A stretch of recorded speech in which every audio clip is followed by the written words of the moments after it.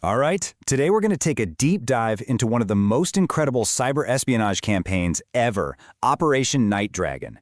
Now, this story isn't about hackers causing chaos or blowing things up. Nope, this was something quieter, and honestly, way more sinister. It was a digital heist, a calculated attack aimed right at the heart of the entire global energy market.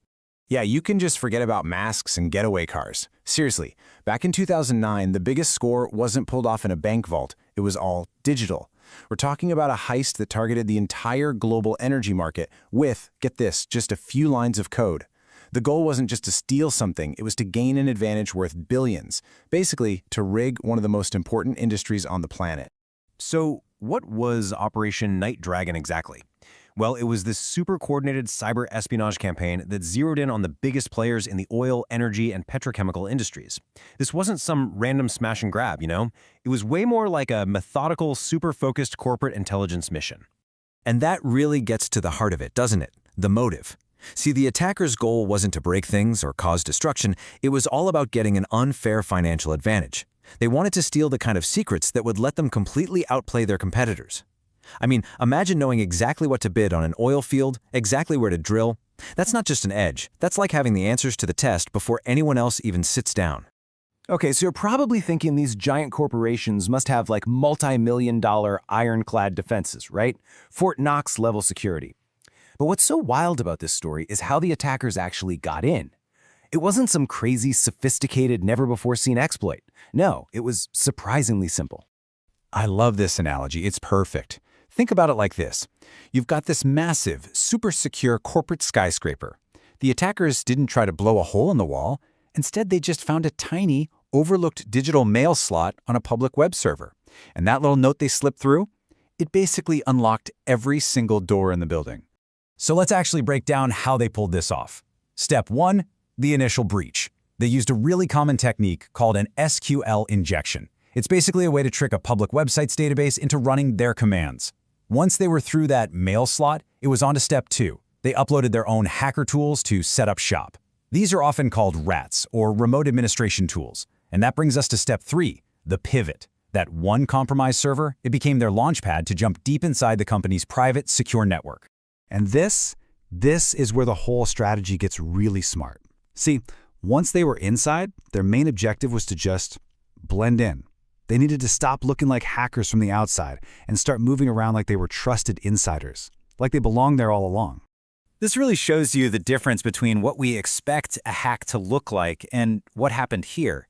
You know, you picture this super sophisticated malware, these crazy zero-day exploits, but the reality of Night Dragon, it was way more about the basics. They just stole administrator passwords.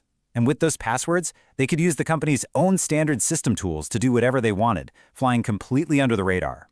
I mean, just think about that for a second.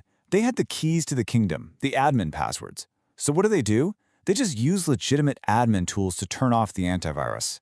To anyone or any system watching, it doesn't scream hacker attack. It just looks like Bob from IT doing routine system maintenance.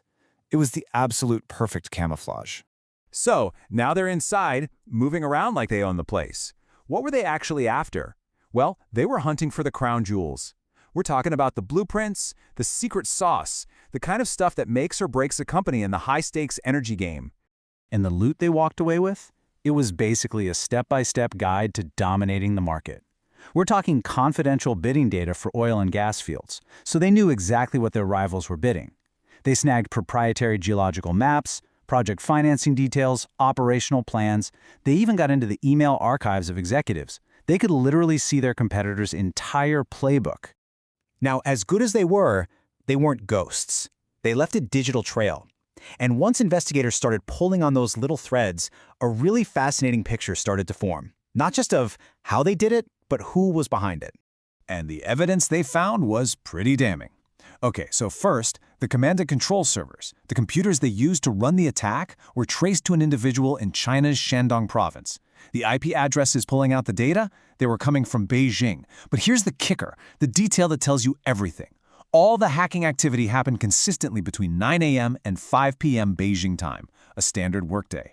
Oh, and if that wasn't enough, one of their main tools actually required the password zw.china to even launch. When you put all that together, you get to a pretty clear conclusion, which the investigators pointed out. These weren't your typical freelance hackers in a dark basement. The schedule, the focus, the professionalism, it all pointed to what you might call company men. Guys working a regular job, punching a clock, except their job was international corporate espionage. And that really leaves us with a pretty chilling thought, doesn't it? Operation Night Dragon proved that the most valuable secrets, the very blueprints for entire global industries, are all just data now. So you have to ask yourself, is the biggest threat to our global markets not some financial crash, but a state-sponsored hacker sitting at a desk, clocking in for their 9 to 5?